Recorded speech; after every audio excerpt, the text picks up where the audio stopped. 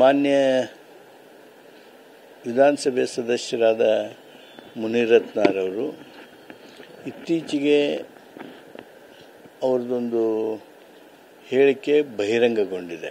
ಅವ್ರದ್ದು ಎನ್ನಲಾಗಿರ್ತಕ್ಕಂಥ ಹೇಳಿಕೆ ಬಹಿರಂಗಗೊಂಡಿದೆ. ಅಲ್ಲಿ ಹೆಣ್ಣು ಮಕ್ಕಳ ಮೇಲೆ ಹೀನಾಯಮಾನವಾಗಿ ಅಗೌರವ ಆಗುವಂಥದ್ದು ಒಂದು ಕಡೆ ನಡೆದಿದ್ದರೆ, ಅದು ಯಾವ ಕಾರಣಕ್ಕಾಗಿ ಲಂಚ ತಂದು ಕೊಡೋದಕ್ಕೆ ಆ ರೀತಿ ಭಯಾನಕವಾಗಿರ್ತಕ್ಕಂಥ ಭಾಷೆ ಬಳಕೆ ಮಾಡ್ಕೋತಾರೆ. ಇದು ಒಂದು ಆಘಾತಕಾರಿ ಸನ್ನಿವೇಶ. ಅದರ ಜೊತೆಗೇ ಹಲವಾರು ಪ್ರಕರಣಗಳನ್ನು ಎದುರಿಸ್ತಾ ಇದ್ದಾರೆ.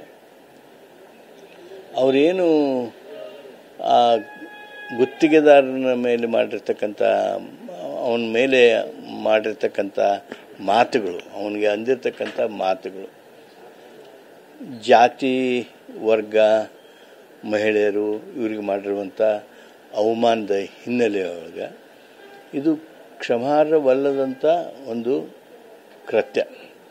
ಆ ಹಿನ್ನೆಲೆಯೊಳಗೆ ಮಾನ್ಯ ಸ್ಪೀಕರ್ ಅವರಿಗೆ, ಸಭಾಧ್ಯಕ್ಷರಿಗೆ ನಾನು ಪತ್ರ ಬರೆದಿದ್ದೇನೆ. 196ನೇ ನಿಯಮದ ಪ್ರಕಾರ ನಾವು ಕ್ರಮ ತೆಗೆದುಕೊಳ್ಳೋದಕ್ಕೆ ಅವಕಾಶ ಇದೆ.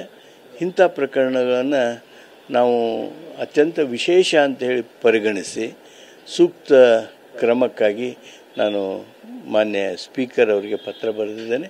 ಆ ಪತ್ರ ಈಗ ಅವರು ಚರ್ಚೆ ಮಾಡ್ತಾ ಇದ್ದಾರೆ. ಸಮಿತಿ ಆಗಬೇಕು ಅನ್ನೋಂಥದ್ದನ್ನ ಒತ್ತಾಯ ಮಾಡಿದ್ದಾರೆ ಸರ್ಕಾರ. ನೋಡಿ, ಇವತ್ತು ನಮ್ಮ ರಾಜ್ಯದಲ್ಲಿ ಕೆಲವು ಶಾಸಕರುಗಳ ವರ್ತನೆ ಹೇಗಾಗಿದೆ, ಭಾಷೆಯಲ್ಲಿ ಬದಲಾಗಿದೆ. ಅವರ ಗೆಸ್ಚರ್ಸ್ ಅಂತ ಏನಂತೇವೆ ನಾವು, ಸದನ ಹಿಡ್ಕೊಂಡು ಸದನದಲ್ಲಿಯ ಗೆಸ್ಚರ್ಸ್, ಅವರ ನಡವಳಿಕೆಗಳು, ಅವರ ಹಾವಭಾವಗಳು ಹೇಗಾಗಿದೆ. ಆಮೇಲೆ ಹೊರಗಡೆ ಯಾರಿಗೆ ಏನು ಮಾತಾಡ್ತಾರೆ, ಹೆಂಗೆ ಮಾತಾಡ್ತಾರೆ, ಸಾರ್ವಜನಿಕರ ಜೊತೆಗೆ ಅವ್ರದ್ದು ಟ್ರೀಟ್ಮೆಂಟ್ ಹೇಗಿದೆ, ಅಶ್ಲೀಲ ಭಾಷೆ ಬಳಕೆ, ಅಶ್ಲೀಲ ಕೃತ್ಯಗಳಲ್ಲಿ ತೊಡಗಿಕೊಂಡಿರೋದು, ಇವೆಲ್ಲ ನಮ್ಮ ಪ್ರಜಾಪ್ರಭುತ್ವ ಏನು ಒಂದು ಮೌಲ್ಯಗಳನ್ನು ಎತ್ತಿಕೊಂಡು ಹಿಡಿದು ನಡೆದಿತ್ತು, ಏನು ಶಾಸಕರುಗಳಿಗೆ ಹಕ್ಕು ಬಾಧ್ಯತೆ ನೀಡೋದ್ರ ಮೂಲಕ ವಿಶೇಷ ಗೌರವ ಇತ್ಯಾದಿಗಳನ್ನು ನೀಡಿತ್ತು, ಅವೆಲ್ಲ ಇದಕ್ಕೆ ಇವರು ದೇ ಡೋಂಟ್ ಡಿಸರ್ವ್ ಅನ್ನುವಂಥ ಜನರ ಒಂದು ಸ್ಪಂದನೆ ಇವತ್ತು ಬರ್ತಾ ಇದೆ. ನಮ್ಮ ಕರ್ತವ್ಯ ಹಾಗೂ ನಡವಳಿಕೆಯಲ್ಲಿ ನಾವು ಬಳಸುವ ಭಾಷೆ ಇವೆಲ್ಲವೂ ಎಲ್ಲೋ ಒಂದು ಕಡೆ ಎಡುವತಕ್ಕಂಥವರು ಹೆಚ್ಚಿಗೆ ಆಗ್ತಾ ಇದ್ದಾರೆ.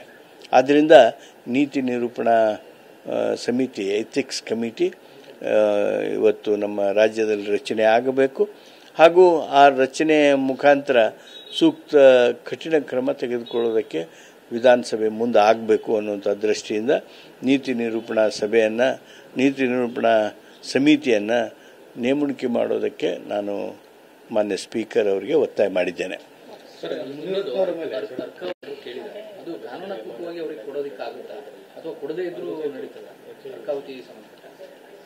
ನಾಡಿದ್ದು ನಾವು ಆ ವಿಷಯವನ್ನು ಕ್ಯಾಬಿನೆಟ್ನೊಳಗೆ ಸಚಿವ ಸಂಪುಟದಲ್ಲಿ ಚರ್ಚಿಸ್ತೇವೆ ಅನ್ನುವಂಥ ಅರ್ಥದಲ್ಲಿ ಮಾನ್ಯ ಮುಖ್ಯಮಂತ್ರಿಗಳು ಮಾತನಾಡಿದ್ದಾರೆ. ಆದ್ದರಿಂದ ನಾನು ಅದರ ಬಗ್ಗೆ ಈ ಸಂದರ್ಭದಲ್ಲಿ ಏನು ಪ್ರತಿಕ್ರಿಯೆ ವ್ಯಕ್ತ ಮಾಡೋದು.